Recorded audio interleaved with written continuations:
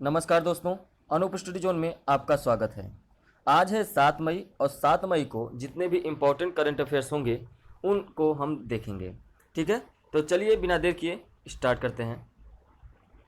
पहला प्रश्न है, एग्जिट ऐप एप्लीकेशन किस राज्य की सरकार ने लॉन्च किया है? तो यह किया है पश्चिम बंगाल की सरकार ने। Option number 3। ठीक है, पश्चिम बंगाल की सरकार द्वारा एग्जिट ऐप नामक एक नई ऐप लॉन्च की गई है। यह ऐप देशव्यापी लॉकडाउन के दौरान पश्चिम बंगाल में फंसे अन्य राज्यों के लोगों के लिए लॉन्च की गई है। जो अपने मूल स्थान या राज्य लौटना चाहते हैं वो एग्जिट ऐप पर पश्चिम बंगाल की सरकार की ईगी बांग्ला वेबसाइट के जरिए फंसे हुए लोग अपने राज्य में पहुंच सकते हैं। ठीक है, तो पश्चिम बंगाल के जो मुख्यमंत्री हैं वो हैं ममता बनर्जी और पश्चिम बंगाल के जो राज्यपाल हैं वो हैं जगदीप धनखड़। ठीक है, चलिए नेक्स्ट प्रश्न देखते हैं। हाल ही में मैक्स बूपा हेल्थ इंश्योरेंस के नए एमडी और सीईओ कौन बने हैं? वो कौन बने हैं? Option number 1 Krishnan Ramachandran. ठीक है, मैक्स बूपा हेल्थ इंश्योरेंस द्वारा कृष्णन रामचंद्रन को कंपनी का नया प्रबंध निदेशक और सीईओ नियुक्त किया गया है। वह आशीष मल्होत्रा का स्थान लेंगे। ठीक है, इससे पहले वो अपोलो म्यूनिक हेल्थ इंश्योरेंस के सीईओ के रूप में कार्यरत थे। उन्हें स्वास्थ्य बीमा, स्वास्थ्य सेवा और जीवन विज्ञान सेगमेंट का लगभग 23 वर्षों तक का अनुभव रहा है। ठीक है, अब मैक्स बूपा जो है, मैक्स बूपा हेल्थ इंश्योरेंस की स्थापना हुई थी 2008 में और मैक्स बूपा हेल्थ इंश्योरेंस का मुख्यालय कहाँ पर है? नई दिल्ली में। ठीक है, नेक्स्ट प्रश्न देखते हैं। हाल ही में किसे आईबीआरडी में अमेरिका के नए प्रतिनिधि के रूप में मनोनीत किया गया है? तो ये किसे मनोनीत किया गया है? अशोक माइकल पिंटो को। Option number 4। अमेरिकी राष्ट्रपति डोनाल्ड ट्रंप ने भारतीय अमेरिकी वकील अशोक माइकल पिंटो को वर्ल्ड बैंक की ऋण शाखा international bank for reconstruction and development मतलब आईबीआरडी के प्रतिनिधि के रूप में मनोनीत किया है। उन्हें 2 वर्षों के कार्यकाल के लिए आईबीआरडी के अमेरिकी वैकल्पिक कार्यकारी निदेशक के रूप में नॉमिनेटेड किया गया है। वर्तमान में वे संयुक्त राज्य अमेरिका के राज्य कोष विभाग में अंतर्राष्ट्रीय मामलों के अपर सचिव के सलाहकार के रूप में कार्यरत हैं। अब विश्व बैंक की बात आई है तो विश्व बैंक की जो मुख्यालय है वो कहाँ पर है? वाशिंगटन डीसी में। ठीक है, और विश्व बैंक के अध्यक्ष कौन है इतनी प्रेजेंट टाइम में है? David Robert Malpass. David Robert Malpass. और विश्व बैंक का जो आदर्श वाक्य क्या है? विश्व बैंक का आदर्श वाक्य है working for a world free of poverty. ठीक है, चलिए नेक्स्ट प्रश्न देखते हैं आप। हाल ही में किसे 2020 का young career award in nano science and technology पुरस्कार से सम्मानित किया गया है? यह सम्मानित किया गया है सौरभ लोढ़ा जी को। Option number 3। ठीक है, सौरभ लोढ़ा जो हैं आईआईटी बॉम्बे के प्रोफेसर हैं। उनको वर्ष 2020 के young career award in nano science and technology से सम्मानित किया गया है। Young career award in nano science and technology पुरस्कार सरकार के विज्ञान और प्रौद्योगिकी विभाग द्वारा स्थापित किया गया है। उन्हें इस पुरस्कार से 2 आयामी वैन डेर वाल सामग्री के आधार पर सिलिकॉन और नैनो इलेक्ट्रिक उपकरणों के अतीत में तर्कसंगत ट्रांजिस्टर प्रौद्योगिकियों के विकास में उनके महत्वपूर्ण योगदान के लिए यह पुरस्कार दिया गया है। ठीक है, नेक्स्ट प्रश्न देखते हैं। मार्कस वालनबर्ग पुरस्कार 2020 की घोषणा हुई है। यह पुरस्कार किन्हें दिया जा रहा है?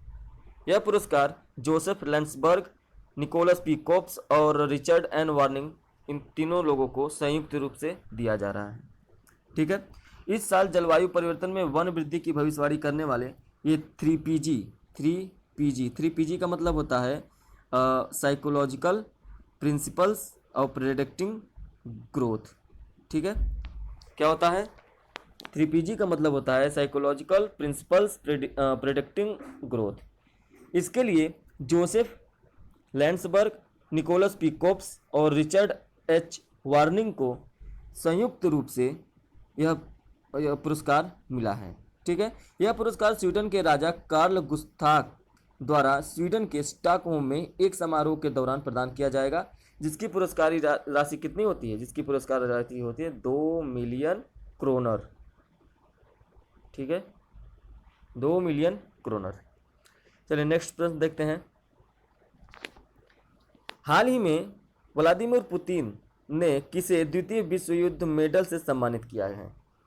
तो किया है option number 3 Kim Jong Un को। किसे? Kim Jong Un.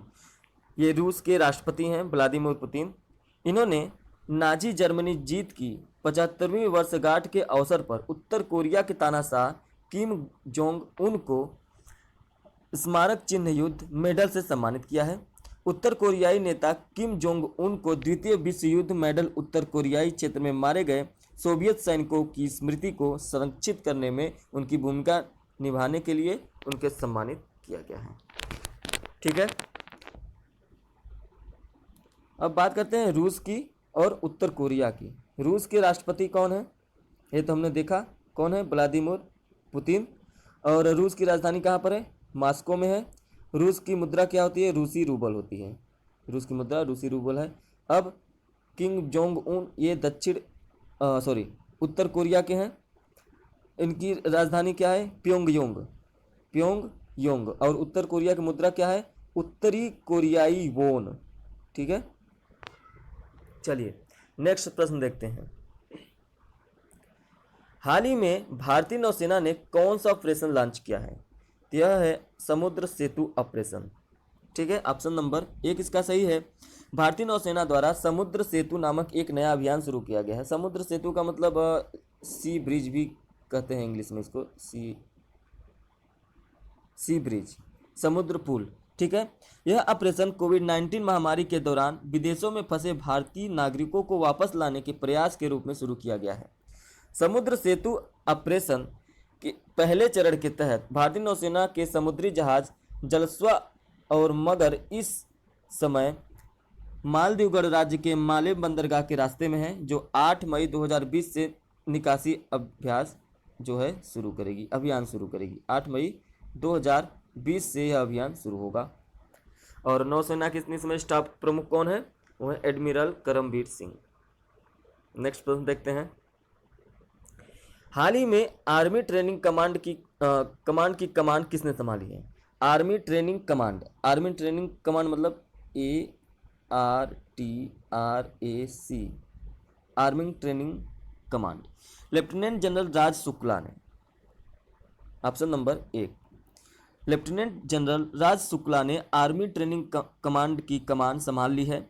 General Shukla को दिसंबर 1982 में रेजिमेंट ऑफ आर्टिलरी में कमीशन किया गया था।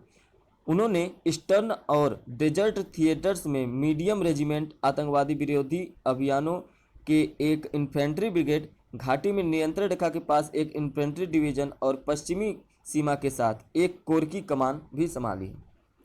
ठीक है, अब बात करते हैं 28वें सेनाध्यक्ष कौन है? मनोज मुकुंद नरवणे। ठीक है, और भारतीय सेना का आदर्श वाक्य क्या है? भारतीय सेना का आदर्श वाक्य है survive before self, service before self. ठीक है, सर्विस बिफोर सेल्फ। और भारतीय सेना का मुख्यालय कहाँ पर है? यह है नई दिल्ली में। नेक्स्ट प्रश्न देखते हैं। हाल ही में बैडमिंटन वर्ल्ड चैंपियनशिप 2020 को कब तक के लिए स्थगित कर दिया गया है? यह स्थगित कर दिया गया है नवंबर 2021 तक के लिए स्थगित कर दिया गया है। इस साल आयोजित होने वाली बैडमिंटन वर्ल्ड चैंपियनशिप 2020 को अगले साल मतलब नवंबर 2021 तक के लिए स्थगित कर दिया गया है। और यह टूर्नामेंट हर साल अधिकतर अगस्त में ही आयोजित किया जाता है, लेकिन इसे 29 नवंबर से 5 दिसंबर 2021 तक आयोजित किया जाएगा। इस चैंपियनशिप का आयोजन बैडमिंटन वर्ल्ड फेडरेशन और स्पेनिश बैडमिंटन फेडरेशन द्वारा किया जाता है। बैडमिंटन वर्ल्ड फेडरेशन का मुख्यालय कहाँ पर है? वो है मलेशिया में। मलेशिया में कहाँ? कुआलालंपुर में। और बैडमिंटन वर्ल्ड फेडरेशन की स्थापना हुई थी 5 जुलाई 1934 को। और बैडमिंटन वर्ल्ड फेडरेशन के अध्यक्ष कौन है? Paul Erik Heyer Larsen. Paul Erik Heyer Larsen. ठीक, चलिए नेक्स्ट प्रश्न चलते हैं। हाल ही में किस संगठन ने अल्ट्रा वायलेट डिसइंफेक्शन टावर विकसित किया है? ठीक है, तो किस संगठन ने अल्ट्रा वायलेट डिसइंफेक्शन टावर विकसित किया है? यह किया है ऑप्शन नंबर 3 डीआरडीओ ने। डीआरडीओ मतलब रक्षा अनुसंधान एवं विकास संगठन। डीआरडीओ की प्रतिष्ठित प्रयोगशाला laser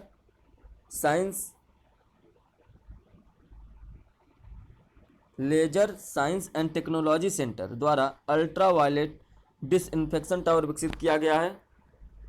ultra violet disinfection tower को भारी संक्रमण वाले क्षेत्रों के त्वरित और रसायन मुक्त कीटाणु शोधक के लिए विकसित किया गया है। चलिए नेक्स्ट प्रश्न पर चलते हैं। हाल ही में दलित एजिल लामलाई का निधन हो गया। वो किस क्षेत्र से संबंधित थे? वो थे सैन्य क्षेत्र से। ठीक है, पूर्व केंद्रीय मंत्री दलित एजिल लामलाई का निधन हो गया। वे पटल्ली मक्कल काची पार्टी के नेता थे। किस पार्टी के नेता थे? पटल्ली मक्कल काची पार्टी के नेता थे और उन्होंने 1998 से 99 के बीच में अटल बिहारी वाजपेयी सरकार के दौरान केंद्रीय स्वास्थ्य परिवार कल्याण मंत्री के रूप में भी कार्य किया है। उन्होंने सैन्य अधिकारी के रूप में 1971 के भारत पाक युद्ध में भाग लिया था। इसके अलावा उन्हें सेना में सराहनीय सेवा के लिए राष्ट्रपति द्वारा सैनिक सेवा पद भी प्राप्त किया गया है। तो इस तरह से अगर ऑप्शन में सैन्य क्षेत्र और राजनीतिज्ञ ये दोनों रहे तो ऑप्शन आपको दोनों लगाने हैं, दोनों सही हो जाएंगे क्योंकि ये राजनीतिक भी हैं और सैन्य क्षेत्र। लेकिन ये पहले इनकी जो प्राथमिकता है वो सैन्य क्षेत्र से है। ठीक है, क्योंकि इन्हें सैनिक सेवा के लिए सेवा पदक भी दिया गया है और ये भारत पाक युद्ध 1971 में आधिकारिक रूप से भी थे। चलिए नेक्स्ट प्रश्न देखते हैं। हाल ही में नगमा संग्रह से कार्यक्रम प्रस्तुत किया जाएगा। कौन सा कार्यक्रम? नगमा संग्रह से कार्यक्रम प्रस्तुत किया जाएगा। कार्यक्रम किसे समर्पित है? यह समर्पित है रविंद्रनाथ टैगोर जी को।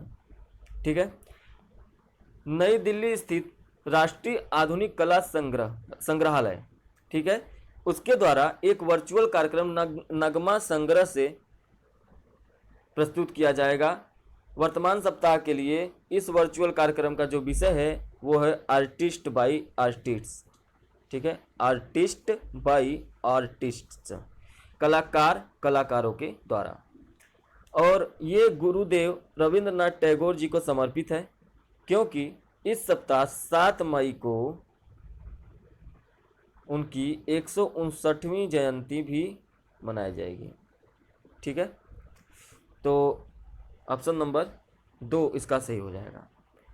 तो आज से जितने भी इम्पोर्टेंट प्रश्न बन सकते थे उनको हमने कवर कर लिया है। तो आज के लिए बस इतना ही। चलिए मिलते हैं नेक्स्ट वीडियो में।